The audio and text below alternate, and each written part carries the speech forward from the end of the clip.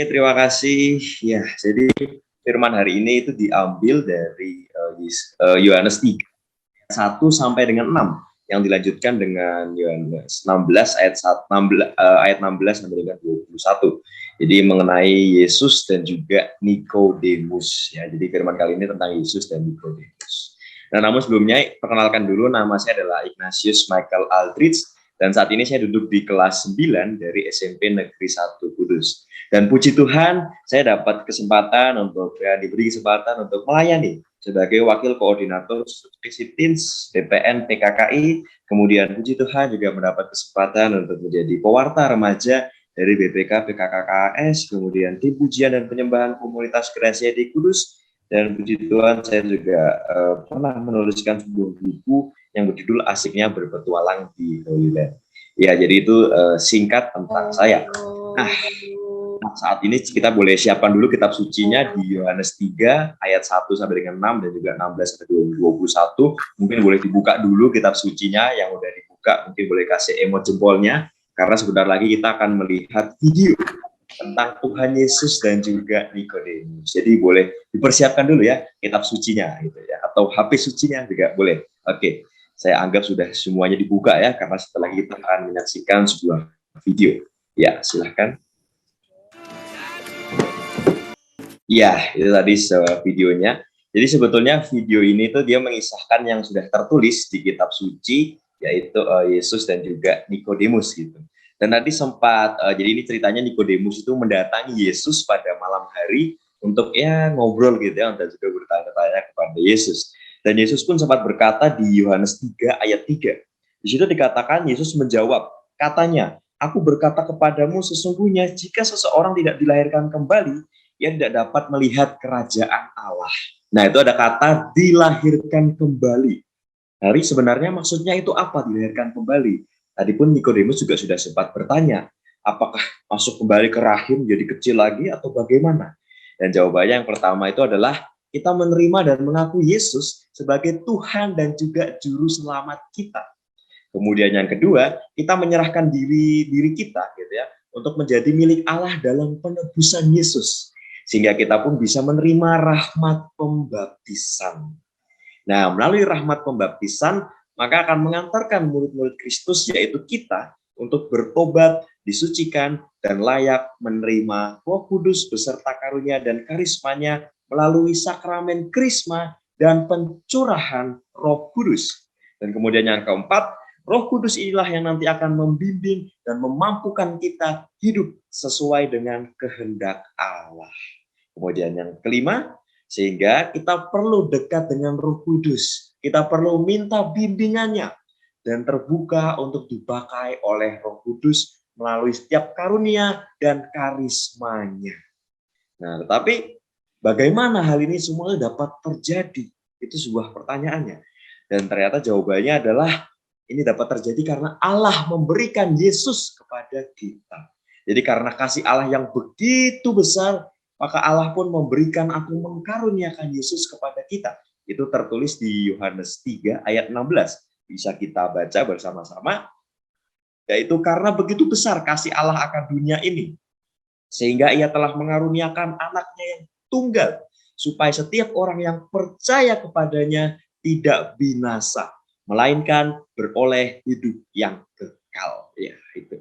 Nah, tapi kenapa kok Allah itu mau-maunya memberikan dan mengaruniakan Yesus itu kepada kita semua?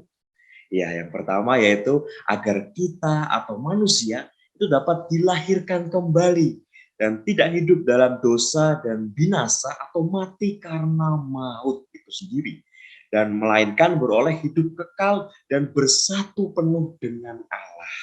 Sehingga akhirnya kita akan dibawa kepada terang tersebut, yaitu Yesus Kristus, dan kita bisa melakukan apa yang menjadi kehendaknya. Nah, kemudian singkatnya atau sebuah kesimpulannya, kita akan dibimbing oleh Allah Bapa dan Roh Kudus to be like Jesus and to act like Jesus. Jadi menjadi seperti Yesus dan melakukan seperti yang Yesus lakukan. Dan contohnya ya apa yang Yesus lakukan, yaitu berbuat kasih kepada semua orang dan juga mengasihi setiap orang. Dan kalau di kita Contohnya ya kita mengasihi sahabat, kakak adik, dan juga orang tua. Nah, saya mau sharing sedikit. Jadi tahun lalu di tanggal 24 Mei itu kami sekeluarga itu terpapar COVID-19. Jadi saya dengan papa dan mama itu terpapar COVID.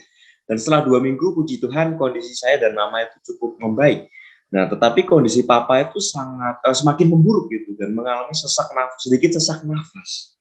Dan sehingga papa pun hanya bisa terbaring di tempat tidur karena mau melakukan sesuatu itu lemes banget gitu. Dan papa pun akhirnya banyak minta bantuan kepada saya, misalnya masakin air, kemudian minta tolong ngambil minum gitu ya, kemudian ngambilin nasi, nyalain kipas angin dan lain sebagainya. Dan ketika saya dimintain bantuan, lama-lama tuh saya kesel gitu atau sebel karena kok banyak banget gitu yang diminta.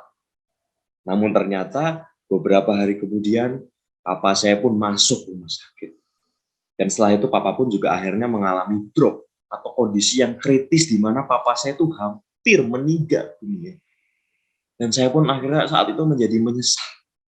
Kenapa kok saat itu saya tidak membantu papa saya dengan ikhlas dan juga dengan tulus dan sepenuh hati. Dan akhirnya saya pun menyesal dan saya pun berjanji dan membuat komitmen bahwa jika papa saya nanti akhirnya bisa sembuh dan bisa kembali pulih seperti sedia kala, maka saya akan membantu papa saya dengan sepenuh hati dan dengan tulus. Dan puji Tuhan, ternyata Tuhan masih memberikan saya kesempatan itu. Dan akhirnya saya pun di hari-hari ini bisa membantu kedua orang tua saya dengan penuh kasih, dengan tulus dan juga ikhlas.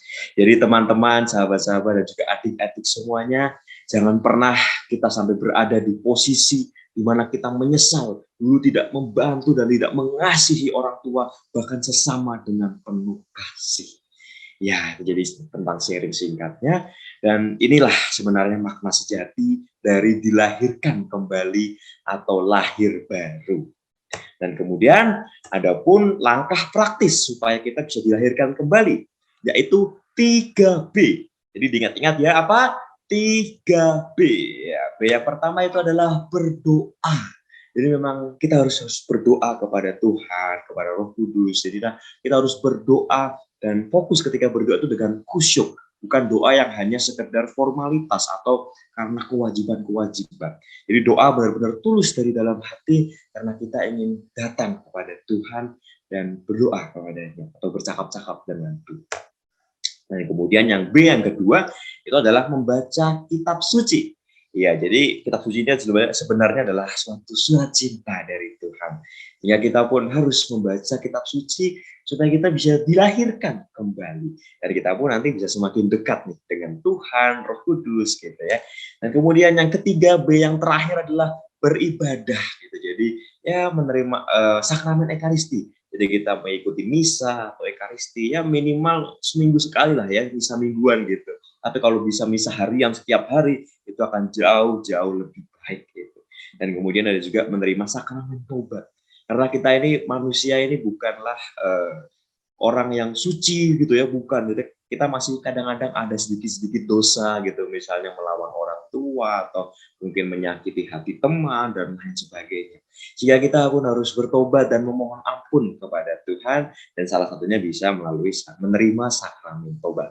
Oke, jadi diingat-ingat ya, 3B supaya kita bisa dilahirkan kembali. Jadi B yang pertama adalah berdoa. B yang kedua, baca kitab suci.